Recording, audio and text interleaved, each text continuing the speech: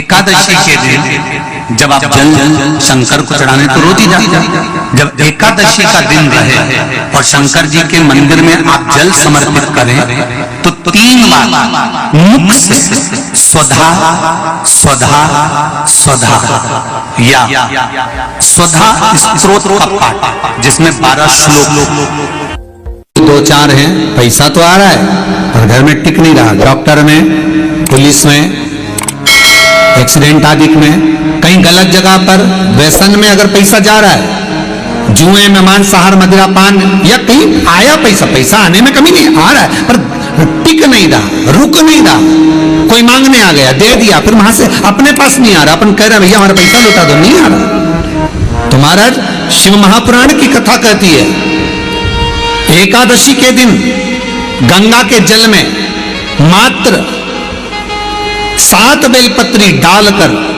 जो नंदीश्वर भगवान अर्थात जो शंकर जी के शिवलिंग के सामने नंदी होता है, उस नंदी के चरण पर गंगा का जल चढ़ाकर बेलपत्री शिव पर समर्पित कर देता है, उसके घर में रुपया रुकना चालू हो जाता है, फिर वो गलत जगह पर नहीं जाता, गलत स्थान पर वो धन जाएगा ही नहीं। मांग तुझे क्या चाहिए? एकादशी ने भगवान विष्णु से कहा, नाथ प्रभु वर दे दो, मृत्यु लोक में जो मनुष्य मेरा व्रत करेगा, चाहे जलचर, थलचर, वायुचर या सांसारिक मनुष्य, मेरा अगर एकादशी का व्रत करेगा प्रभु, उसके यहां धन धान्य वैभव सुख संपदा बढ़ेगी और उस जीवात्मा को नरक नहीं भोगना पड़ेगा, सीधे वैकुंठ का उसको वास मिलेगा। जब जीव आत्मा को लेकर चला जाएगा, यम के दूत जब बंदी बनाकर ले जा रहे होंगे उस जीवात्मा को, जिसके प्राण छूटे होंगे, यम के दूत जब बंदी बनाकर ले जा रहे होंगे, तब मुझे वर दो कि मैं इसका हाथ पकड़कर बेतन्नी से पार उतार कर सारे नरकों से निकालती हुई आपके धाम में लेकर आऊं। भगवान ने वर दे दिया, तथास्तु।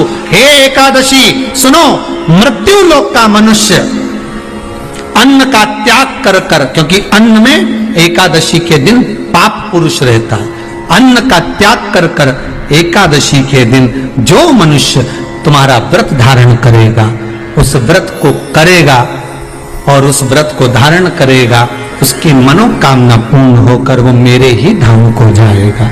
ये तो हुआ एकादशी के जल। जैसे गंगा के जल में तुलसी के 11 पत्ते डाले जाते हैं और उसको किसी भी नारायण के मंदिर में राम कृष्ण शिव शंकर नहीं, राम कृष्ण भगवान विष्णु दत्त आदि जितने नारायण के मंदिर है, उस मंदिर में किसी भी पात्र में, एक छोटे से पात्र में उसको भर कर रखी जाते हैं महाराज, उससे भी जॉब सर्विस नौकरी में सफलता प्राप्त हो जाए, परंतु वो भी एकादशी को ही होता है। कुछ देर तक पात्र को रखा जाता है, फिर वही पात्र का जल किसी भी वृक्ष के नीचे डाल दिया जाता है, उससे भी नौकरी के लिए फायदा होता है। गंगा का जल कोई साधारण नहीं। क्यों इसकी इतनी प्रधानता है, क्यों इसकी पुण्यता है? ऐसा क्या है एकादशी में जो इसकी पुण्यता मानी जाए? कौन है ये जो भगवान नारायण तक एकादशी का व्रत करते हैं? सुभद्रा जी को भगवान जगन्नाथ ने, जगदीश ने एकादशी का व्रत कराया था। बद्री नारायण भगवान को माता लक्ष्मी ने एकादशी का व्रत कराया था। क्यों?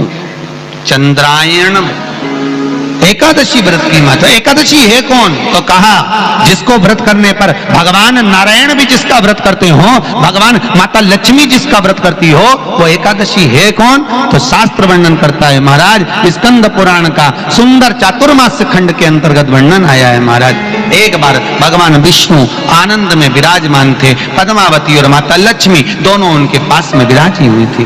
भगवान लक्ष्मी और पद्मावती दोनों बेटी, एक सिर के पास, एक चरण के पास। कुछ समय बाद वहीं पर ब्रह्मदेव का आगमन हुआ और ब्रह्मा जी आगमन पाकर भगवान नारायण पद्मावती से लगकर उठे और उठकर लक्ष्मी की ओर झुके। झुकने पर इन तीनों के समागम से भगवान नारायण के हृदय चित्त से एक कन्या प्रकट हो गई। उस कन्या का नाम एका था। क्या नाम था?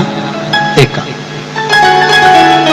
अब 10 उसके गुण इतने प्रबल थे, वो 10 गुण उसके बड़े प्रबल थे कि वो एका जिसको निहारती थी उसको संपदावान बना देती थी,